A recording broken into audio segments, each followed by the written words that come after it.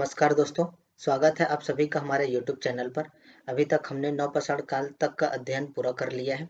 आज का हमारा टॉपिक है ताम्रपाषाण काल। तो चलिए वीडियो स्टार्ट करते हैं। ताम्रपाषाण काल।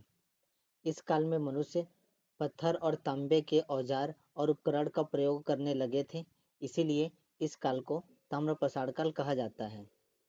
मनुष्य द्वारा उपयोग की गई पहली धातु तांबा है तथा तांबे के बाद मनुष्य ने कांसे का प्रयोग किया।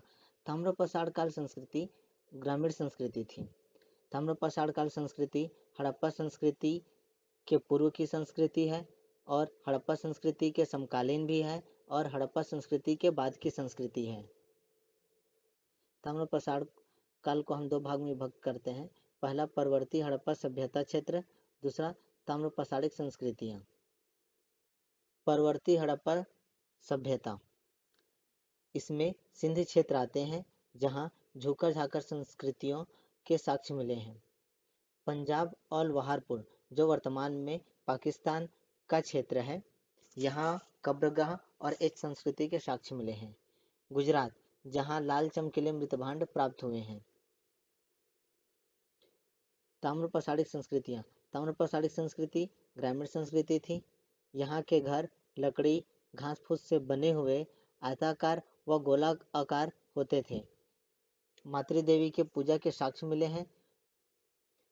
वृषभ धार्मिक संप्रदाय का प्रतीक है। ताम्रपाषाणिक संस्कृतियों को हम तीन भाग में विभक्त करते हैं। दक्षिण पूर्वी राजस्थान, पश्चिमी मध्य प्रदेश और पश्चिमी महाराष्ट्र। दक्षिण पूर्वी राजस्थान बनास नदी के तट पर स्थित है। पश्चिमी मध्य प्रदेश नर्मदा नदी के तट पर स्थित है और पश्चिमी महाराष्ट्र अहमदनगर व पुणे जिले का क्षेत्र स्थल है।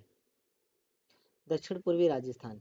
दक्षिण पूर्वी राजस्थान की प्रमुख संस्कृतियां निम्न है: गणेश्वर संस्कृति, अहाड़ संस्कृति और गिलुंड संस्कृति। गणेश्वर संस्कृति राजस्थान के जोधपुर जिले में स्थित है, जो साहिबी नदी के तट पर स्थित है। गणेश्वर संस्कृति के पास ही अहाड़, गिलुंद व बालाथल स्थल स्थित है। अब अहाड़ संस्कृति देखते हैं। अहाड़ संस्कृति राजस्थान के उदयपुर जिले में स्थित है। अहाड़ संस्कृति बनास नदी पर स्थित है, इसलिए इसे बनास संस्कृति भी कहते हैं। अहाड़ में ताम्र से बने हुए उपकरण अत्यधिक मात्रा में पाए गए हैं, इसलिए इसे ताम्रवती भी कहते हैं। इनकी खोज रतनचंद्र अग्रवाल ने किया था। अहाड़ संस्कृति की विशेषताएं। अहाड़ संस्कृति ग्रामीण संस्कृति थी। अहाड़ संस्कृति में कृषि एवं पशुपालन के साक्ष्य मिले हैं। यहाँ के मनुष्य कृषि और पशुपालन पर निर्भर थे। अहाड़ संस्कृति से काले मृतभांड प्राप्त हुए हैं अनाज रखने के लिए। यहाँ का मकान मिट्टी व पत्थर के बने हुए थे।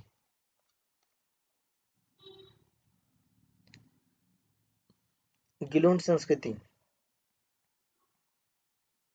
गिलुंड संस्कृति राजस्थान के चित्तौड़गढ़ जिले में बनास नदी के तट पर स्थित है। यह ग्रामीण संस्कृति थी। गिलुंड से पत्थर के उपकरण का प्रयोग व अग्निकुंड के साक्ष्य मिले हैं। बालाथल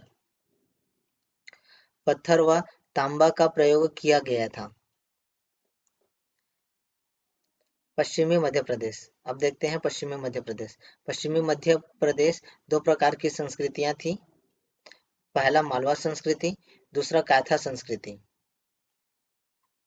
मालवा संस्कृति के अंदर मालवा, नागदा व नौदा टोली का क्षेत्र स्थित है। मालवा से हमें उत्कृष्ट कोटि के मृतभांड प्राप्त हुए हैं और वृषभ पूजा के साक्ष्य मिले हैं। नौदा टोली। नौदा टोली मध्य प्रदेश के खरगोन जिले में नर्मदा नदी के तट पर स्थित है। ताम्रपाषाण कालीन सबसे बड़ी ग्रामीण बस्ती है। अनाजों के कई किस्मों के प्रमाण मिले हैं हमें नौदा टोली से। यहाँ जो मृतभांड प्राप्त हुए हैं उनमें लाल गुलाबी, जिन पर काले रंग से अलंकृत किए गए हैं, मृतभांड के साक्ष्य प्राप्त हुए हैं। अब देखते हैं काथा संस्कृति। मध्य प्रदेश के उज्जैन जिले में स्थित है। काथा संस्कृति के साक्ष्य एरड़, त्रिपुरी व उज्जैनी स्थल पर मिले हैं। पश्चिमी महाराष्ट्र। जोरे संस्कृति प्रमुख है। जोरे संस्कृति के प्रमुख स्थल अहमदनगर और पुणे। अहमदनगर के पास दायमाबाद और नेवासा स्थित है। वहीं पुणे में इमामगांव, चंदौली, सोनगांव और नासिक स्थित है। दायमाबाद से कांसे का रथ के साक्ष्य मिले हैं और इमामगांव से 2 साक्ष्य मिले हैं। किलेबंद बस्ती के साक्ष्य और वर्ग विभाजन के स्पष्ट साक्ष्य मिले हैं। आज के वीडियो में बस इतना ही। अगर वीडियो आपको अच्छी लगे तो वीडियो को लाइक कीजिए, शेयर कीजिए और चैनल को सब्सक्राइब कीजिए। साथ ही साथ बेल आइकन दबा दीजिए। धन्यवाद।